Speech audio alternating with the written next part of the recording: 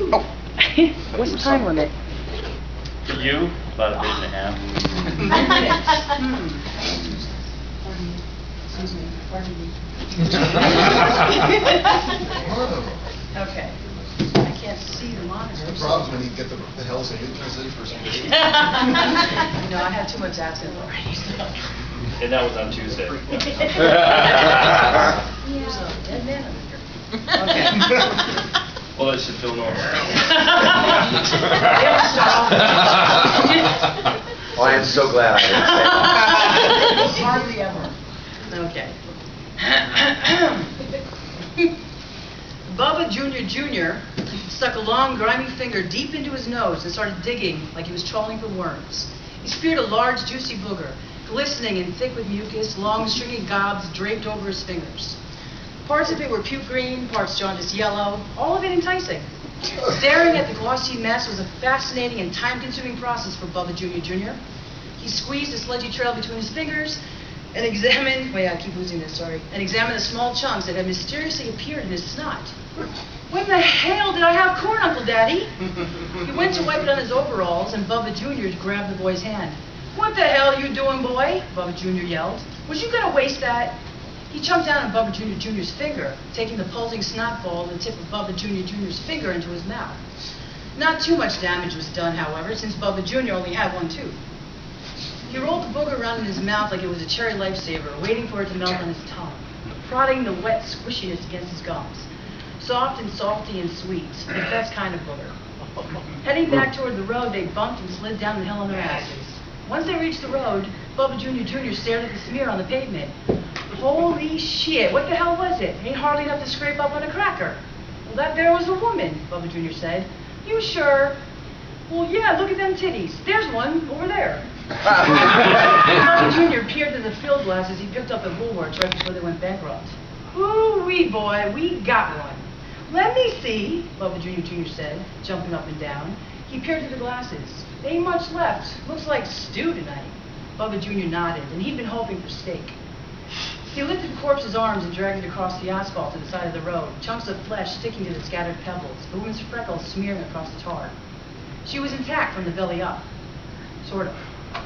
One arm was bent into permanent waves, splintered bone jutting from the forearm, congealed blood coating the skin like war paint. Her skull had apparently lost the fight with the concrete and was smashed in from numerous bounces on the road. Her jaw rested below her ear. Where the hell am I? Puffy purple tongue sticking out like a spoiled child's. Look at Uncle Daddy, Bubba Jr. cried. She wants a French kiss.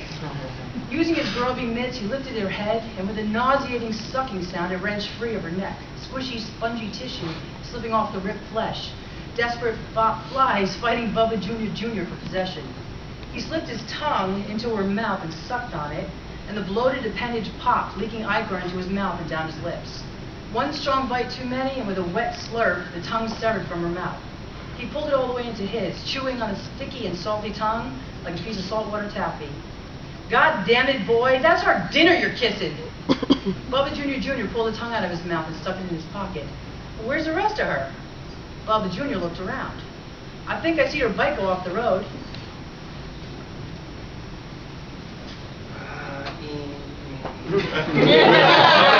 I'm almost done anyway. Okay. Bubba Jr. dropped the woman's head and it rolled like a gutter ball, bumping against a tree with little wet crunches, leaving a trail of bloody, brainy bits on the pavement. The two Bubbas ran up the road and peered into a ditch. Yep, there's the rest of her, Bubba Jr. said. They climbed down. The woman's legs were still wrapped around the motorcycle. The pants were shredded, the flesh cleaved from the thighs and calves, white but red bone glistening like dew. Thunder rumbled in the sky. Bubba Jr. looked up. Rain's a-comin', Jr. Ain't no time to scrape this up.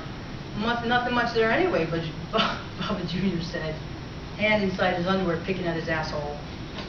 Gotta learn to improvise, boy. No time for gathering, ain't no time for cooking. Gotta learn to eat it raw like them richins in New York and Ohio. They called it tartar. Bubba Jr.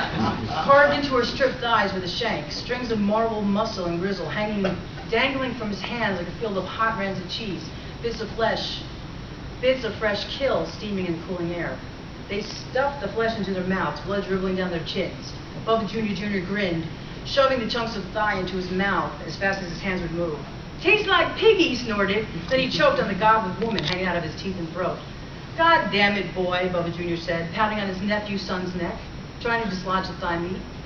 He fished his flabby fingers down Bubba Jr.'s throat and pulled out the half-chewed, half-digested, reddish, soft cheese ball of fat and larva.